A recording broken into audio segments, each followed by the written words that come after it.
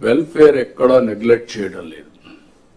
ఇక్కడ నేను మిమ్మల్ని కోరేది ప్రభుత్వం యొక్క ఇమేజ్ వెల్ఫేర్ సక్రమంగా డెలివరీ కావాలి. టేక్ ఇట్ ఫర్ గ్రాంటెడ్ కాదు.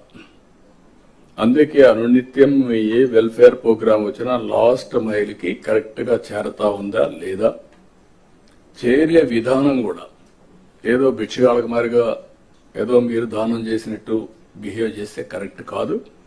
ఒక బాధ్యత తీసుకొని ప్రతి ఒక్క ఆఫీసర్ కూడా లాస్ట్ మైల్లో ఉండే ఆఫీసర్ బెనిఫిషరీకి చేర్చే విధానం చాలా ముఖ్యం.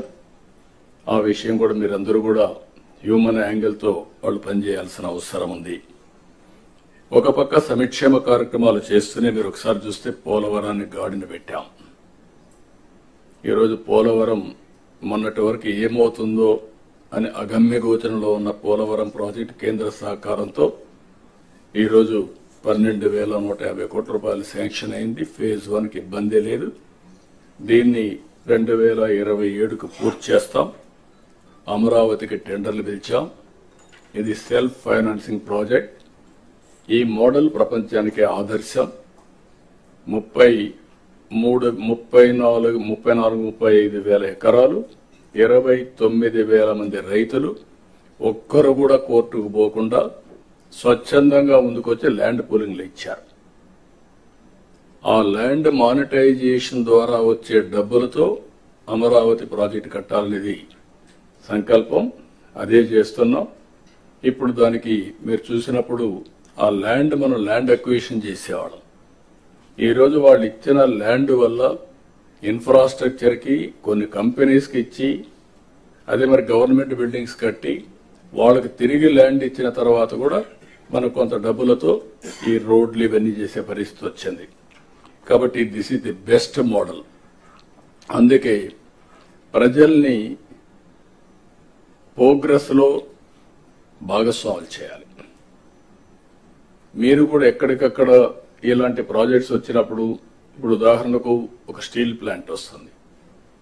Can we go steel plant విశాఖపట్నంలో అనకాపల్లి వస్తే అక్కడ ఇలాంటి model people should become partners in progress. వాళ్ళని భాగస్వాములు చేస్తే విన్ విన్ సిచ్యువేషన్, వీళ్ళ ఆదాయం పెరుగుతుంది. అక్కడే ల్యాండ్ పోలింగ్ చేస్తాం, కొంత ల్యాండ్ ఇస్తాం, టౌన్షిప్ కడతాం, కమర్షియల్ అవుతుంది. అదే మరి రామాయంపట్నం ఉంది, కొత్త సిటీ వస్తుంది. అనకాపల్లి దగ్గర నక్కపల్లి దగ్గర ఏదైతే రేపు రాబోయే ఈ ప్రాజెక్టు వల్ల స్టీల్ ప్లాంట్ వల్ల అక్కడ కూడా ఒక టౌన్షిప్ వస్తుంది, ఇక్కడ ఒక టౌన్షిప్ వస్తుంది. అలాంటి న్యూ ఏరియాస్ అంతా కూడా ఒక న్యూ మోడల్స్ లో మీరు కూడా ఆలోచించాల్సిన అవసరం ఉంది. అదే సమయంలో ఇంకొక పక్కన మీరు చూస్తే అమరావతి రైల్వే లైన్ వచ్చింది, విశాఖపట్నం రైల్వే జోన్ వచ్చింది. విశాఖపట్నం స్టీల్ ప్లాంట్ కి 11,440 కోట్ల రూపాయలు రెవెన్యూ ప్యాకేజ్ ఇచ్చి దీన్ని కూడా సెట్ చేసే పరిస్థితికి వచ్చాం. ఆంధ్రుల సెంటిమెంట్ ఇది. అలాంటి దాన్ని కూడా క్లియర్ చేశాం. నేషనల్ హైవేస్ కి 55,000 కోట్ల రూపాయల పనులు జరుగుతున్నాయి.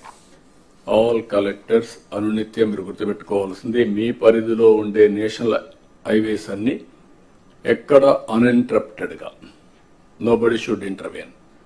ఎట్టి పరిస్థితుల్లో ఆటో పైలట్లు తిరగాలి.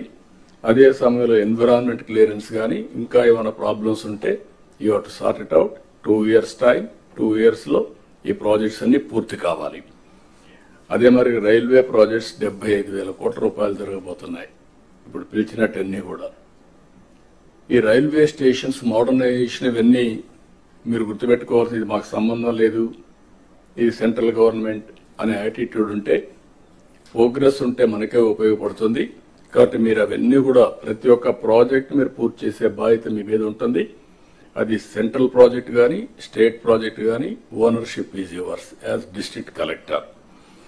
అదే మరి పార్ట్ హోల్స్ ఫ్రీ రోడ్స్, దీన్ని కూడా చాలా క్లియర్ గా ఎక్కడ కూడా పార్ట్ హోల్ ఉండడానికి వీల్లేదనుకున్నాం. 20,000 కిలోమీటర్లు నాంది పలికాం. 95% పూర్తయినాయి. మిగిలినట్టు కూడా పూర్తి చేస్తాం. మిగిలిన రోడ్లు కూడా ఏ విధంగా చేయాలన్నా మళ్ళీ దానికి కూడా ఒక డైరెక్షన్ మీకు ఇస్తాం.